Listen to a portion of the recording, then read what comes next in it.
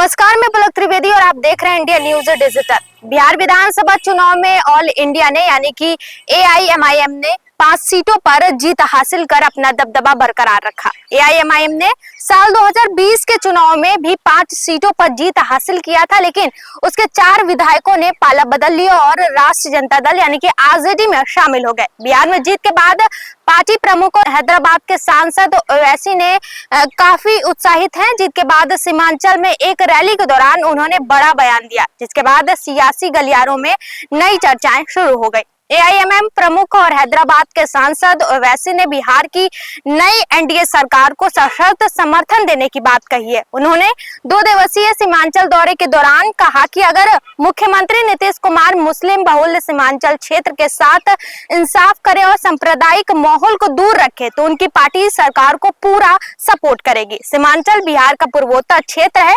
जहां हाल ही में हुए विधानसभा चुनाव में एआईएमआईएम के 5 उम्मीदवारों ने जीत दर्ज की थी। ये क्षेत्र सालों से बुनियादी सुविधाओं और विकास की कमी के कारण पिछड़ा इलाकों में से गिना जाता है। बता दें कि ओवैसी ने आगे कहा कि हम पटना में भी बनी सरकार को मुबारकबाद पेश करते हैं। अगर सरकार सीमांचल के विकास पर ध्यान देगी और सांप्रदायिकता से दूर रखेगी तो एआईएमआईएम पूरा उनका सपोर्ट करेगा। सांसद ओवैसी ने यह भी कहा कि उनकी पार्टी सिर्फ मुसलमानों के हित में राजनीति नहीं करती, बल्कि सीमांचल में रहने वाले सभी समुदाय जिनमें दलित, आदिवासी और अन्य गरीब तबकों के अधिकारों के लिए भी लगातार लड़ रही है। बीजेपी लगातार सीमांचल में बड़ी संख्या में घुसपैठ होने का आरोप लगाती रही है, जिसे ये जनसंख्या या असंतुलित वजह बताती है। इन आरोपों पर ओवैसी ने पलटवार किया और कहा कि ये क्षेत्र सालों से उपेक्षा का शिकार रहा है, लेकिन सियासी दल सिर्फ चुनावों के समय से मुद्दा बनाते हैं। ओवैसी ने यह भी कहा कि नई सरकार सिर्फ घटना और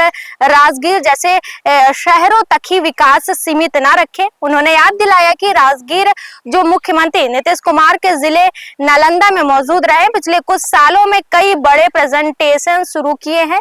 इन प्रोजेक्ट्स में international cricket stadium, film city जैसी सुविधाएं आगाज किया गया है। ओवैसी ने कहा कि सीमांचल को अभी नजरअंदाज किया जा रहा है। एआईएमआईएम प्रमुख ने इंडिया गठबंधन के सबसे बड़ी पार्टी आरजेडी पर भी जोरदार हमला बोला। ओवैसी ने कहा कि विधानसभा चुनाव से पहले एआईएमआईएम ने गठबंधन के लिए आग्रह किया था, जिसे आरजेडी ने ठुकरा दिया। उन्होंने तंज कसते हुए कहा कि जो लोग बीजेपी को रोकने के नाम पर मुसलमानों के वोट मांगते थे, वे बीजेपी को नहीं रोक पाए। यानी कि मुस्लिम यादव समीकरण पर भरोसा करने वालों पर अब सोचना चाहिए। गौरतलब है कि इस बार विधानसभा चुनाव में आरजेडी महागठबंधन की अगुवाई कर रही थी। इसकी अगुवाई तेजस्वी यादव कर रहे थे। चुनावी नतीजे में गठबंधन को करारी हार का सामना करना पड़ा और 35 सीटों पर सिमट कर रह गई। इनमें से अकेले 25 सीटों पर आरजेडी ने जीत हासिल की। इससे पहले साल 2020 के विधानसभा चुनाव में आरजेडी ने 75 सीटों पर जीत हासिल किया था, जो उसके पिछले प्रदर्शन में सिर्फ 1/3 है। फिलहाल के लिए इतना ही। ऐसे ताजा जानकारी और खबरों के लिए हमारे साथ जुड़े रहिए और देखते रहिए इंडिया न्यूज डिजिटल।